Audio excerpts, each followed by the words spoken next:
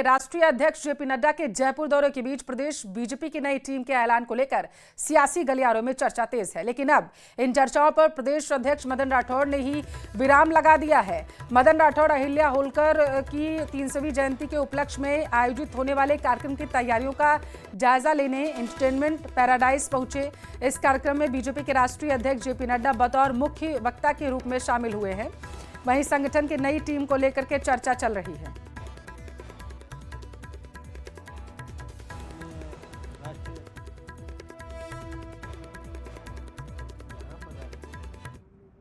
और यहाँ उनका एक सरकारी कार्यक्रम भी है। उसके बाद आदरणीय अहिल्याबाई होलकर जी के 300वीं जन्म जयंती के उपलक्ष्य में यहाँ कार्यक्रम होगा एंटरटेनमेंट पैराडाइज में। यहाँ आएंगे।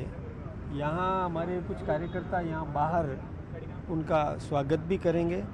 उसके बाद वो ये जो मुख्य सभागार है उसमें अहिल्याबाई होलकर जी के जन्म से लेकर उनके जीवन वृत्तांत के विषय पर हम सबका मार्गदर्शन करेंगे। डी का रुख करेंगे बड़ी खबर है, जहां पर पहाड़ी थाना इलाके में पहुंची दिल्ली पुलिस की स्पेशल सेल की टीम।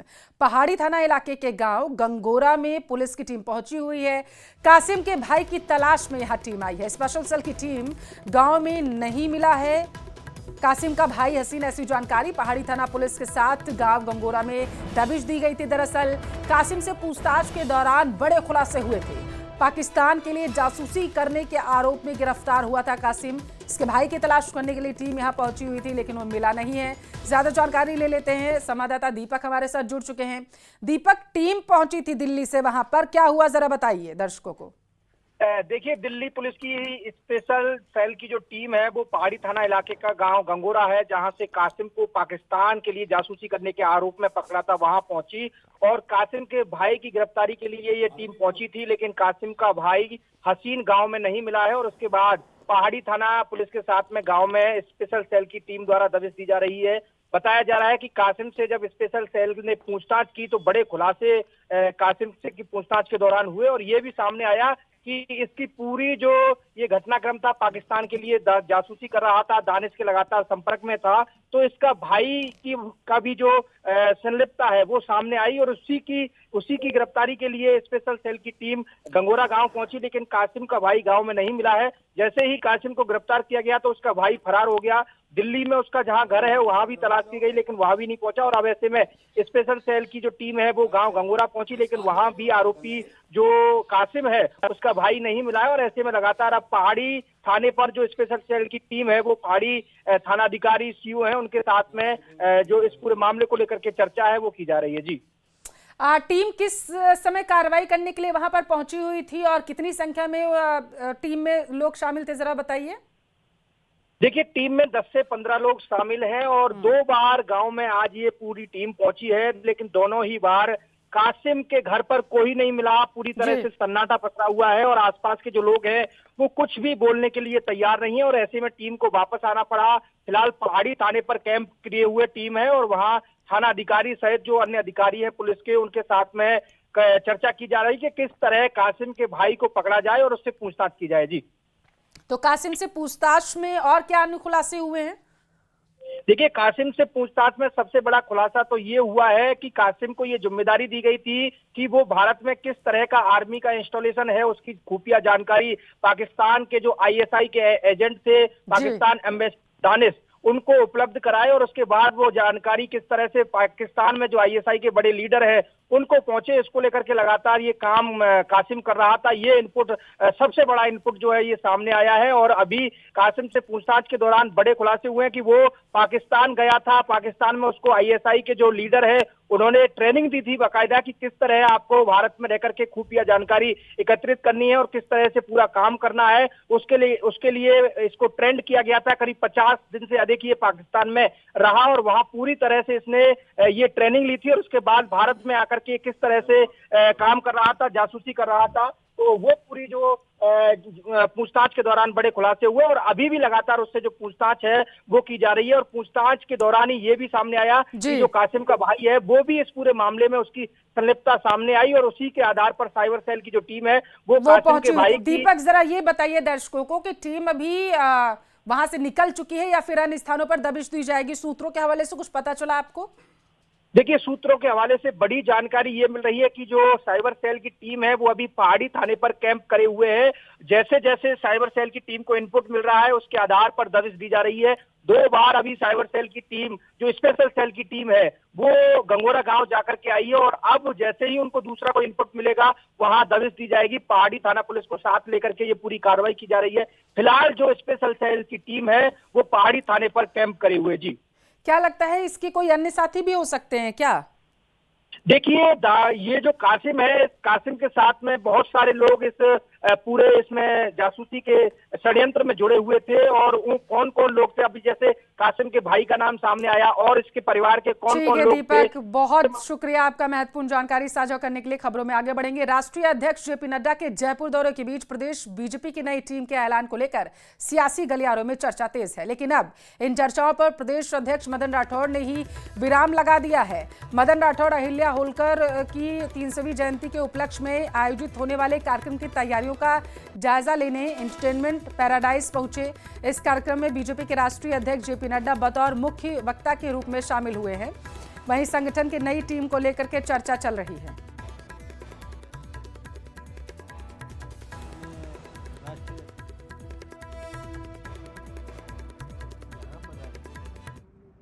और यहाँ उनका एक सरकारी कार्यक्रम भी है। उसके बाद आदरणीय अहिल्याबाई होलकर जी के 300वीं जन्म जयंती के उपलक्ष्य में यहाँ कार्यक्रम होगा एंटरटेनमेंट पैराडाइज में। यहाँ आएंगे। यहाँ हमारे कुछ कार्यकर्ता यहाँ बाहर उनका स्वागत भी करेंगे। उसके बाद वो ये जो मुख्य सभागार है उसमें अहिल्याबाई होलकर जी के जन्म से लेकर उनके जीवन वृत्तांत के विषय पर अजमेर निगम ने दरगाह और गंज थाना इलाके में अवैध तरीके से बनाई गई तकरीबन 5 बिल्डिंग्स को सीज करते हुए उन पर नोटिस चिपका दिया। इसके साथ ही निर्माण से संबंधित कागजात की जानकारी ली गई। जिन होटल को सीज किया गया उनमें होटल इमली मोहल्ला, कुमार मोहल्ला सहित कई शामिल हैं।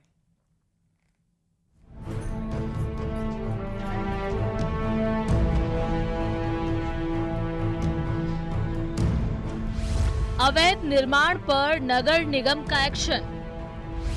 5 होटल और गेस्ट हाउस सील। नगर निगम ने चिन्हित की 580 अवैध बिल्डिंग।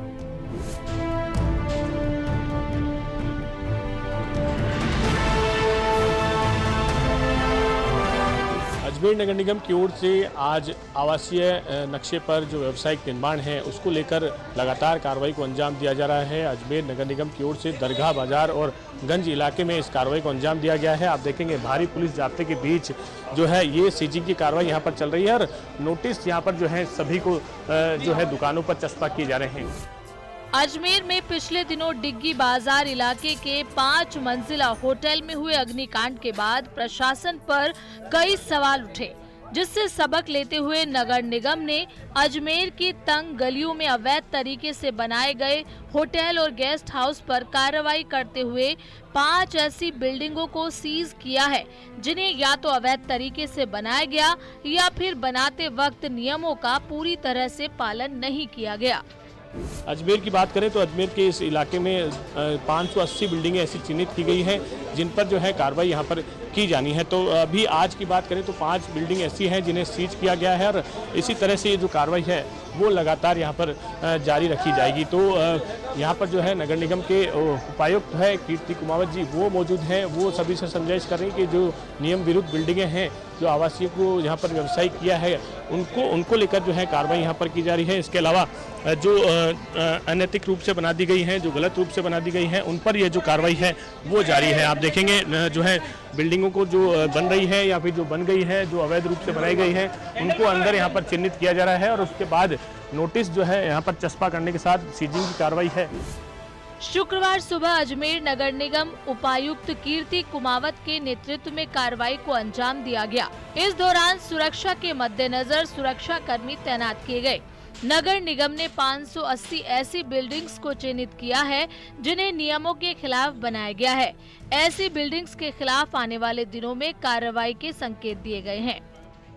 नगर निगम द्वारा 5 बिल्डिंगों को सीज किया जा रहा है जो दरगाह क्षेत्र में थी और नियमों के विपरीत बनी हुई थी, और आगे भी जो नियमों के विपरीत बने उन पर निरंतर कार्रवाई नगर निगम द्वारा की जाएगी। ये सभी परकोटा क्षेत्र की है, सघन आबादी इनमें बसी हुई है और बहुमंजिला निर्माण है। इनका सर्वे कर लिया है, इनको नोटिस और इनके दस्तावेज मांगे जा रहे हैं। जो स्वीकृति के विपरीत होगी उन पर कार्रवाई की। नगर निगम उपायुक्त कीर्ति कुमावत ने भी माना कि दरगाह और गंज इलाके में कई ऐसी बिल्डिंग हैं जो छोटी छोटी गलियों में अवैध तरीके से बनाई गई हैं, जो कभी भी बड़ी मुश्किल की वजह बन सकती हैं। गौरतलब है कि हाल ही में अजमेर में हुए भीषण अग्निकांड के बाद विधानसभा अध्यक्ष वासुदेव देवनानी ने नगर निगम और प्रशासन को सख्त निर्देश दिया था कि शहर में संचालित अवैध इमारतों, होटल और गेस्ट हाउस का सर्वे कर तुरंत कार्रवाई करें। उन्होंने विशेष रूप से फायर एनओसी के बिना चल रहे संस्थानों पर कड़ी निगरानी को कहा था।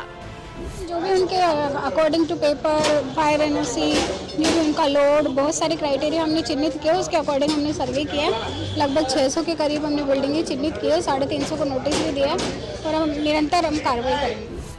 नगर निगम की कार्रवाई से साफ हो गया है कि प्रशासन अब लापरवाही बर्दाश्त नहीं करेगा और आने वाले दिनों में ऐसी कार्रवाई की जाएगी। निरंतर कार्रवाई जो है वो यहाँ पर की जाएगी। तकरीबन 600 बिल्डिंगें जैसे कि 580 को यहाँ पर जो है चिन्हित किया गया है, उनमें से 350 को नोटिस जारी कर दिए गए हैं और अब जो है निरंतर इस तरह की कार्रवाई जो है रोजाना चलाई जाएगी। कैमरा पर्सन कौशल सेन के साथ अशोक सिंह।